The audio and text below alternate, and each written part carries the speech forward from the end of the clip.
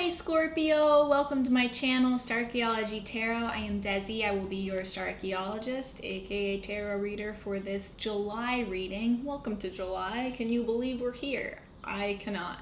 Quick announcement up top. You may have noticed I did not release June tarot readings last month. That's because there's been a lot of big tarot developments in the works this last month at Starchaeology Tarot. The biggest of which is that I have launched a Patreon. The link is down below. If you feel called to support this channel in any way, it would mean the literal world to me. Not only allowing me to continue making these astrological monthly videos, but so much more tarot content.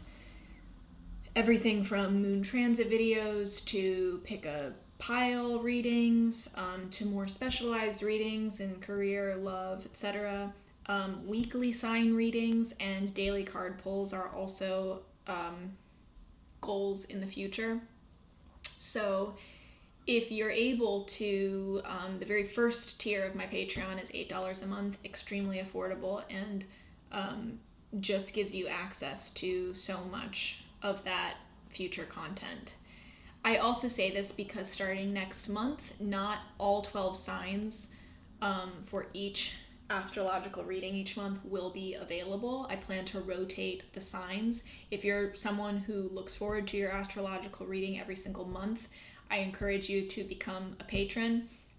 First tier patron will give you that access and will help me not only to continue again doing these readings, but making these readings longer, better, faster, stronger.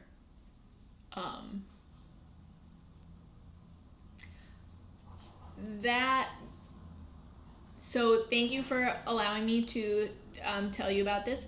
Thank you for being receptive to this. I'm really excited. I'm so excited to see who joins me over on Patreon, and really build that community over there and just make Starchaeology Tarot more expansive and deeper in every way possible, and I really can't do that without your support. Please go check that out. The link is below. Blah blah blah blah blah. And with that, let's jump into your July reading.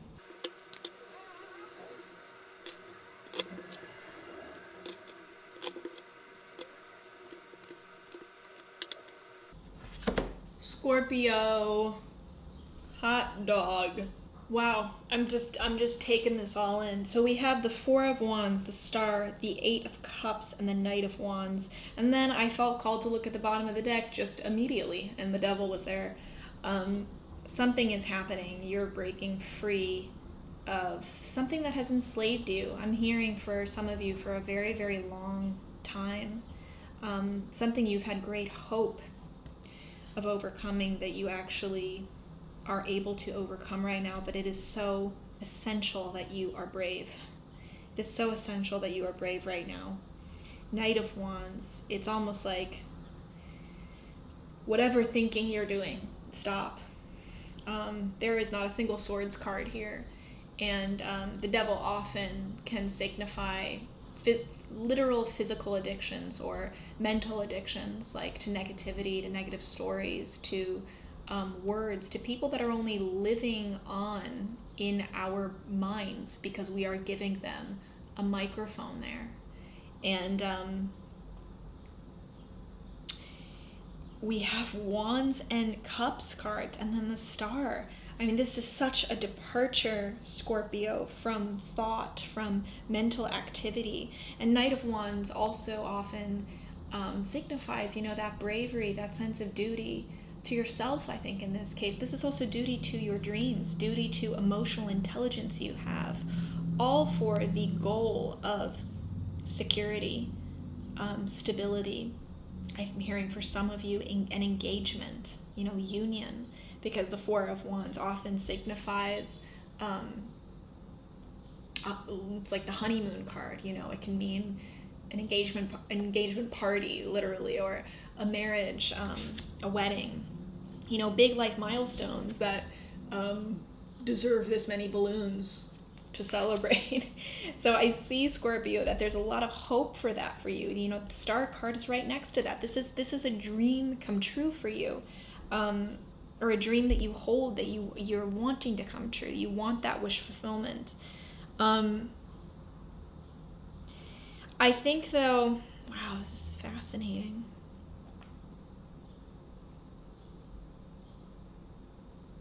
It's not about wanting those things as a way of healing yourself. You don't need that in order to heal. You heal before you receive those blessings. You heal regardless of where you are in the process of receiving those blessings. You don't need security to be healed. And that is something I think that you're realizing. Now, Scorpio, the fact that you have hope for this still, it doesn't mean that it's something that's not meant for you. And even if before, up until this point, you've used these outward things, these life milestones to kind of validate you or not validate you, or give you expectations about when you're allowed to feel whole or good or worthy or deserving, you may be waking up to the prison, to the enslavement that you have created for yourself in those beliefs. However, that does not mean you throw the baby out with the bathwater. You can still want these things in a completely healthy way that doesn't actually have any bearing on who you are as a person, how wonderful you are as a person, how complete you are as a person. And I think that's actually the healing that is happening here. I'm seeing some of you are celebrating a sense of security before the wish fulfillment even happens. Some of you are experiencing the party, the celebration, even though you have nothing to celebrate yet.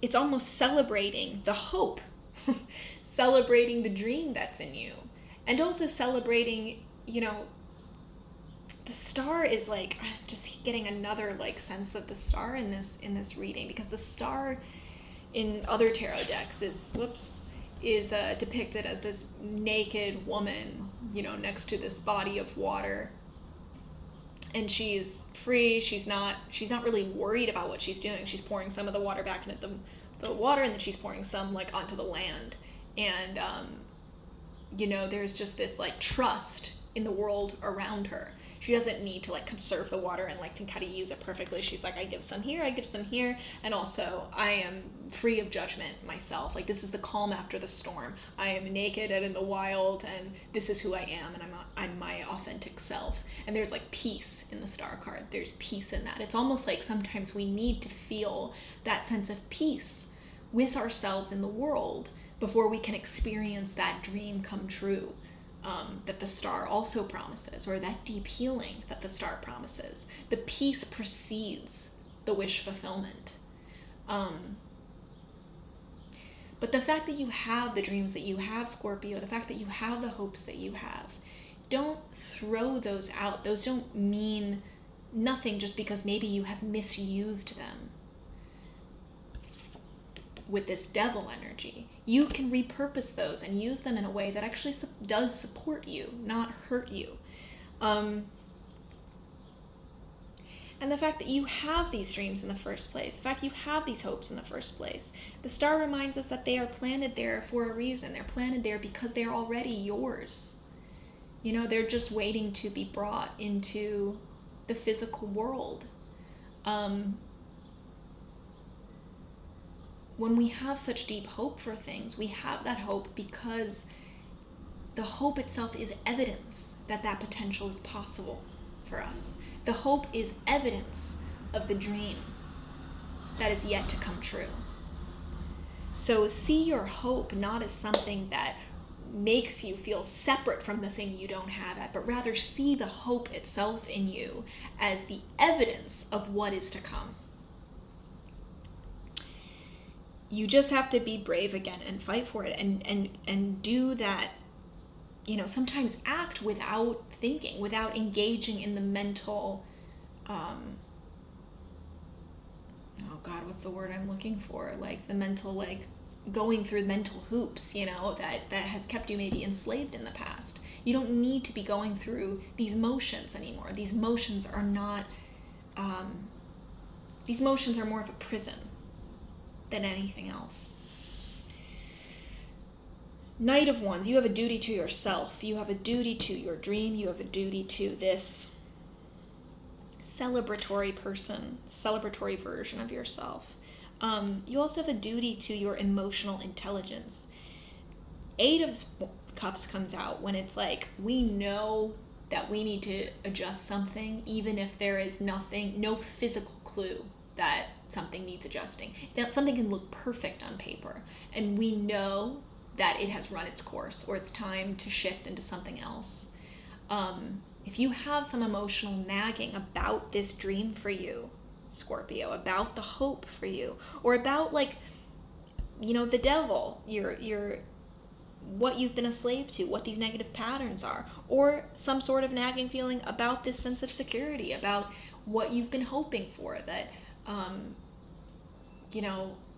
the thing that you want to celebrate, whatever that emotional nagging is about, there is a trust that is requiring your bravery to trust in that. There is kind of a quiet emotional shift that nobody might ever notice except for you. This is something that's happening on such an internal level for you. A silent emotional departure, a silent emotional transition, but you're doing it because you are honoring that emotionally intelligent part of yourself. You know that that's true intelligence, and that you don't need a physical reason to point to, or an obvious reason to point to, like a piece of logic to point to validate the action that you want to take, or validate the shift that you want to experience. You don't owe that to anyone else. You also don't even owe it to yourself. All that you owe to yourself is the acknowledgement of that emotional intelligence, the acknowledgement of the feeling that you know that something has reached a transition. And then be brave enough, I think, to eventually act on it. Because if this Eight of Cups was alone, I'd say this is just somehow happening inside of you. But, we're actually with the Knight of Wands, which is a card of action, which is a card of impulsiveness and rushing into the battle because our gut instinct tells us so. It's coming from a place of duty, but also a love of the adventure. Seeing the challenge as an adventure that we want to take, a dragon that we want to slay. We want to meet that dragon. And that really is who you are here, Scorpio. You don't have to be afraid of this adventure. You don't have to be afraid of this, of the scarier parts of this journey, because the journey is really, it serves you on such a deep, deep level. It serves you. Not only does it serve you, it serves your greatest dream. It serves your ultimate healing. It serves this security that you want. And it serves your liberation from past negative patterns, addictions, negative cycles. Really exciting stuff, Scorpio. I would love to hear how this looks specifically for you in your life. Feel free to comment below if you care to open up your heart and share. I love to hear from you. I am so grateful that you are part of this community.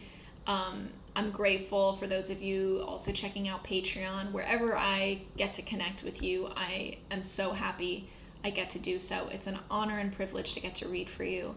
And I love you. I'm rooting for you, and I'll see you next time.